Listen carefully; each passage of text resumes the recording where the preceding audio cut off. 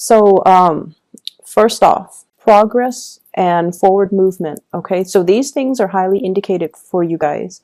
We are heading into Scorpio season. So, by the way, happy birthday for those who are celebrating. I forgot to wish you guys a happy birthday last week when I did the weekly reading, so I apologize for that.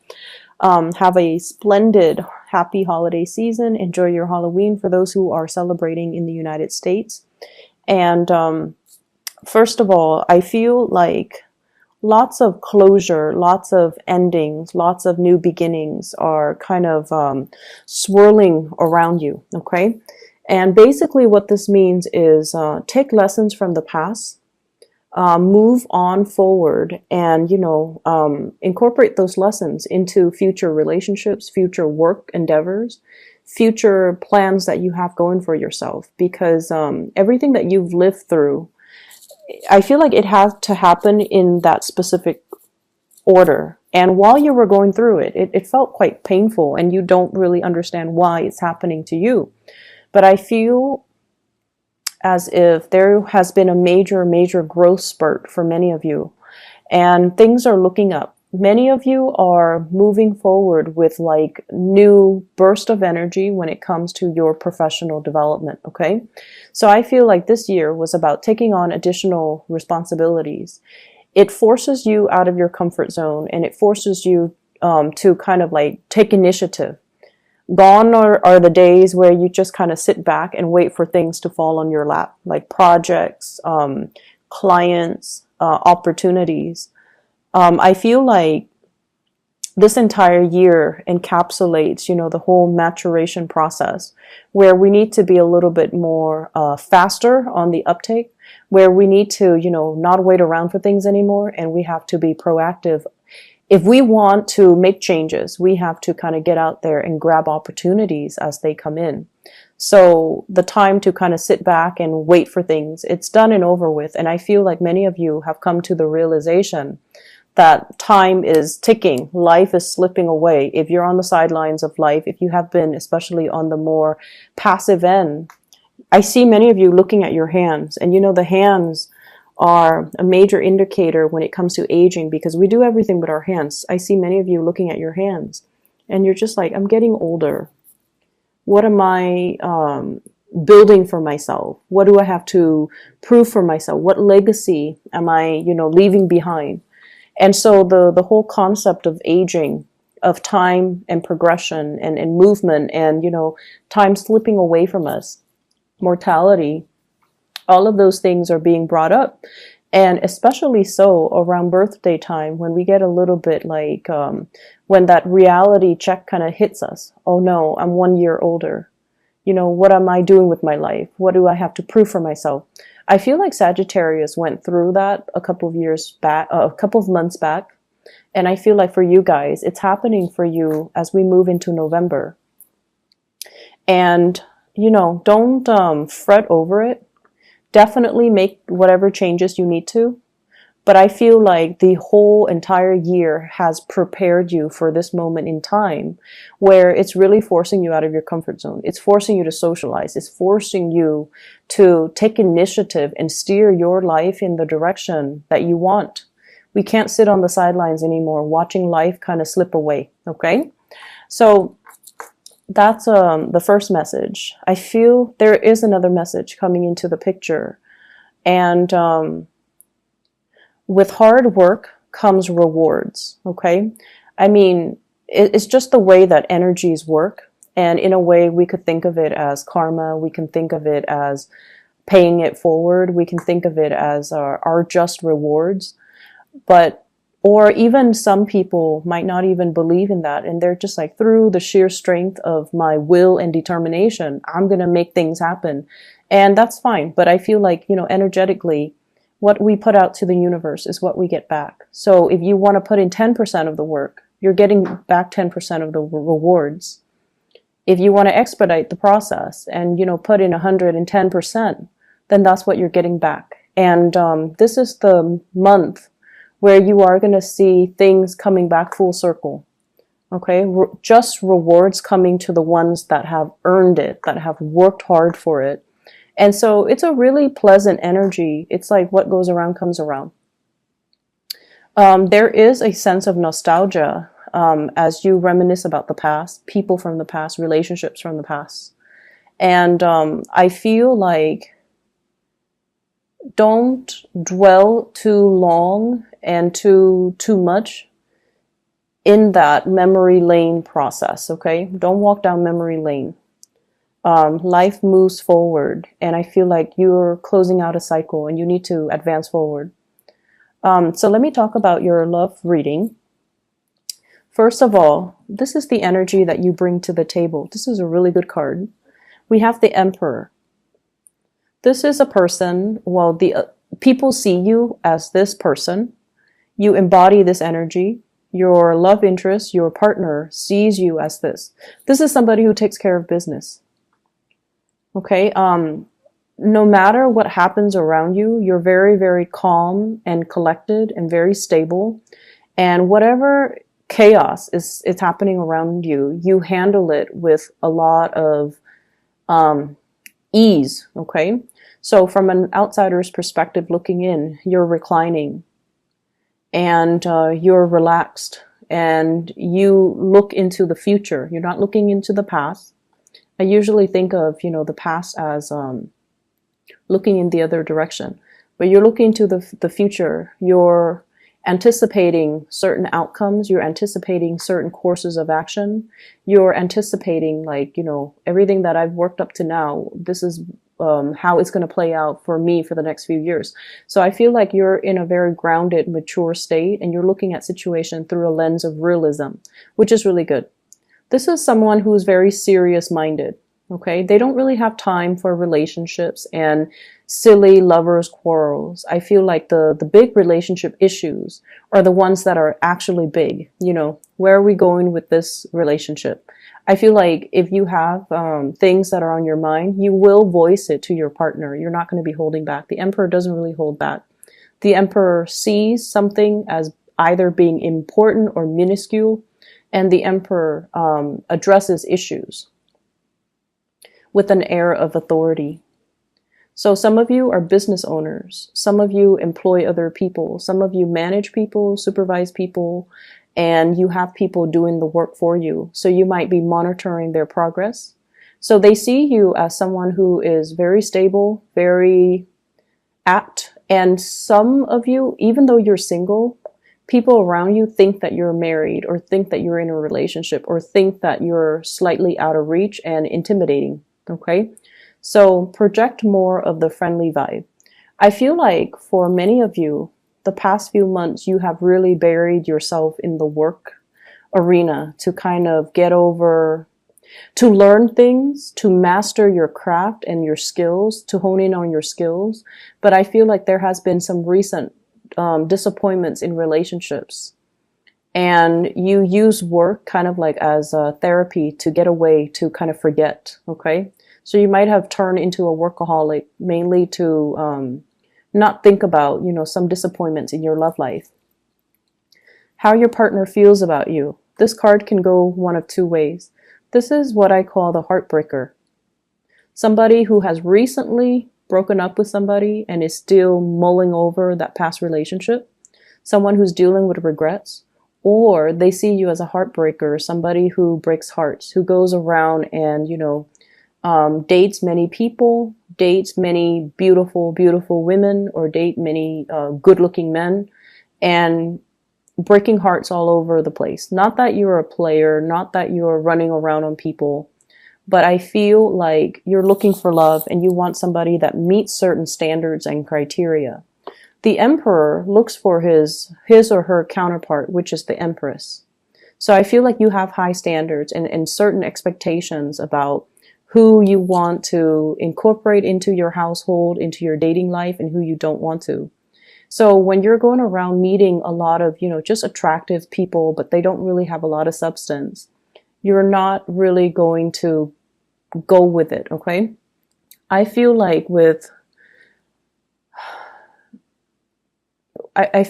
many, many Scorpios, the people that you're dating, they don't have to be the most beautiful, attractive people, but they have to have something admirable about them, something interesting, something going on in their lives. They can't just be, you know, the trophy wife, the trophy husband, the trophy eye candy. That's not going to do it for you long term, and you're aware of that too, because you want something substantial and you want a deep connection and you want somebody who's on your same level. So I feel like you guys, if it were just, you know, a fling, a one night stand, a short term relationship, it doesn't matter who you date. But if it's somebody that you take home to meet the parents, that you introduce around your friends, that you bring and incorporate into your household, that you plan a future with, you're not going to be dating somebody who's just eye candy. You have a few people that are around you that are like this, you know, a little bit more on the superficial end, wanting superficial conversations and relationships. And I see you looking at that and kind of saying no to it, giving them kind of, you know, taking a step back from them just so they don't get mixed messages, and doing you, like focusing on yourself, focusing on your work and your financial situation. But I definitely feel for many of you, you've come out of some bad relationships or some bad situations, and you're trying to get your life in order. I have the Wheel of Fortune, and this is, you know, things coming back around. So be careful about exes. The energy of exes coming into the picture, ruminating about the past, wondering about, you know, what ifs, with past energies. Okay. Lesson learned, move forward. Okay. The person that you're dealing with, this can be a partner or this can be somebody that is interested in you. And I feel there is somebody interested in you. We have here the Six of Pentacles. This person is very, very, very kind. Okay, this is a card about generosity. Somebody who thinks about other people, who does things just intuitively to make the situation better for other people. And it's somebody who has a sense of social awareness. Okay, they give to the poor, they give to the homeless, they take care of dogs at shelters, they care about the environment, they care about, you know, climate change, they care about pollution, like they care about the bigger picture and the overarching, you know, problems that plague humanity. So they have a lot of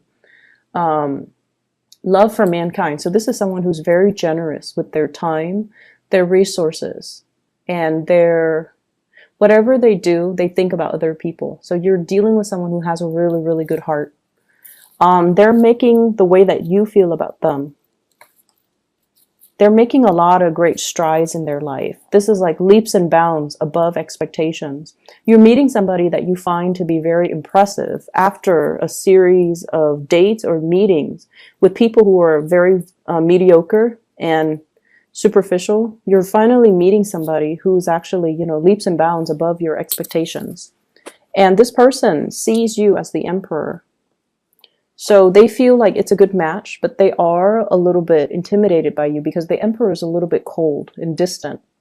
And he or she, you know, your embodiment as this is you're a little bit of a loner. You like your space. You like your me time. Scorpios love their me time. You like your territory. You like the comforts of your personal space. And so they don't want to solicit you to go out too much because they don't want to deal with the rejection. And I also feel like they want to get to know you. They want to reach out. They want more communication, and they want to be able to come see you. And I feel like you know this person is interested in you. Because Scorpios, you guys just know, you read people really well. You pick up energies. You're very intuitive. Many of you are very psychic. So you get these hunches that this is a person that, you know, is your equal. And there's going to be opportunities here coming in this week for you to meet somebody amazing. And to allow the communication to start. But I feel like they're initiating the conversation. If you're interested, it's kind of like the ball's in your court to get things moving. Okay? Because once again, the emperor, he observes, he doesn't speak much, but he observes and he sees everything. So I feel like nothing is really going undetected in your world, and you know where the other person stands. They're a really, really nice person. Some of you are just at a point where you're okay with not dating, and this person is coming at you and you don't want to lead them on. Okay, so you're trying to do the right thing, which is fine. The person is very nice. It's a really kind-hearted type of a person. And so they deserve the best. They deserve, if you're not interested, they deserve to know. But I feel like it can be a really good union here. But I feel some of you are still dwelling on some things from your past, some emotional hang-up, some disappointment, and you might not be ready to date just yet. And then for others, those in relationships, your partner is heading into some major financial wave. Okay, so they're able to get a lot of achievements in the world. They're able to land good jobs. They're able to like be very financially stable. So I feel like that's going to help the relationship. In other areas of your life, what we have here is Seven of Cups. The Seven of Cups deals with ideas, dreams, fantasy, okay? Plans that are half-baked. They're still being thought out. They're not in the implementation stage just yet. They're still being thought over, being mulled over. You're still doing the blueprint. You're still trying to lay out, everything that needs to, where everything needs to go. I feel for many of you, you're looking at accounting, like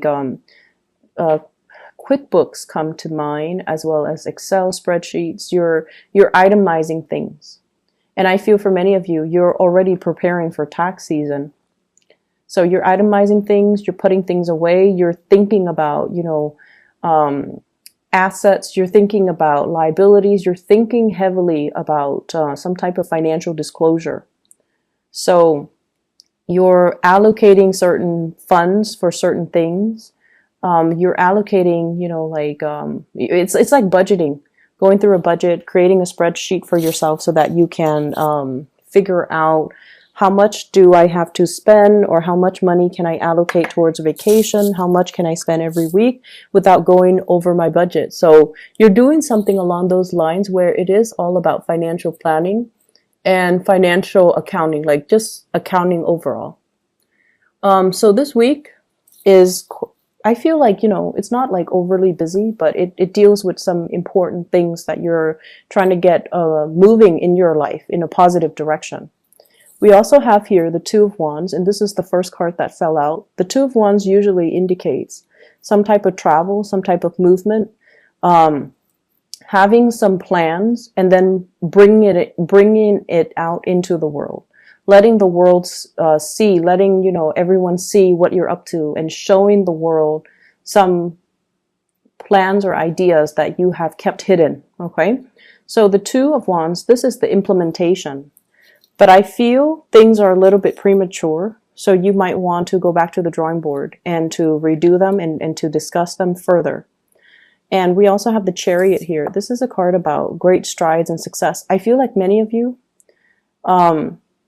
somebody significant to you is headed into like a lot of success, okay?